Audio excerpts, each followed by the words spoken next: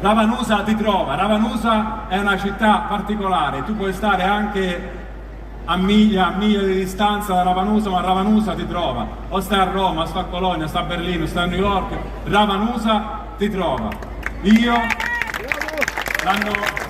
nell'anno 2020 ho fatto il Festival di Sanremo come direttore d'orchestra e in una delle serate suonavo. Questa cosa di suonare era nata all'improvviso perché avevamo avuto un problema con il pianista. Allora il manager Carlo Avarello dice: Gioa, suona tu perché abbiamo quindi ho imparato le parti all'ultimo momento, sono andato sul palco in diretta, ero il direttore d'orchestra più giovane, ho detto, ma c'era molta FIFA, ecco, mi stava cagando in cuore.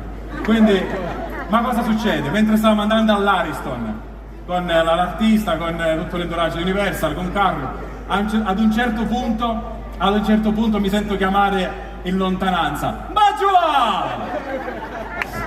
Adesso non mi stai sul nanno? Era Nicolò Greco.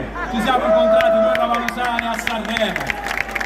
Ravanusa ti trova, c'è che deve fare. Ci si ricorda, ma che fatta? E niente, c'è a tagliare le capite all'Ariston, all'artista, tu vai a suonare, ci siamo ritrovati due ravanusani là, ci si, ma scusa, ma allora a sto punto sistemami tu i capelli, no, dammi una sistema. Gioa, stasera è la casa chi, non so, c'hai Amadeo, San Fiorello, a Diodato, c'è l'ospite di americano, Gioa, non lo so, tipo che io devo sistemare, capite, a Callarone, a Napolino, tutto pace.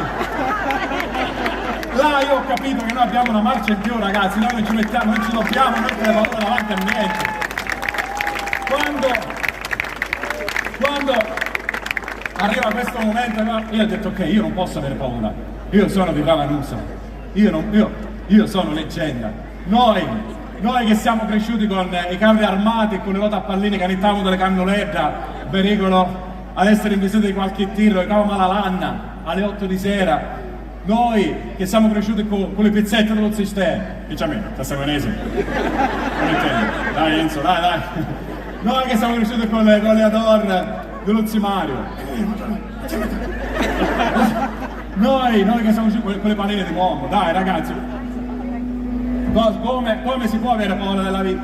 Noi che abbiamo imparato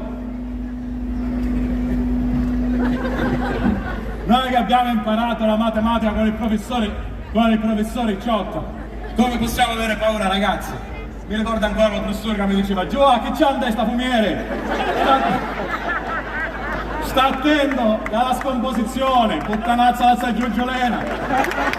Quando tu cresci ti fai le ossa così, ragazzi, nulla ti può fare paura. Dopo aver incontrato Nicolò sono andato all'Ariston a fare la prova, tra l'altro solo una prova, tutti gli altri hanno fatto 4 prove, noi visto che abbiamo avuto questo problema, una prova sola, davanti ai giornalisti, direttamente arrivo là al pianoforte, ragazzi, sembra la leggenda del pianista del fiume Salso, una bellezza.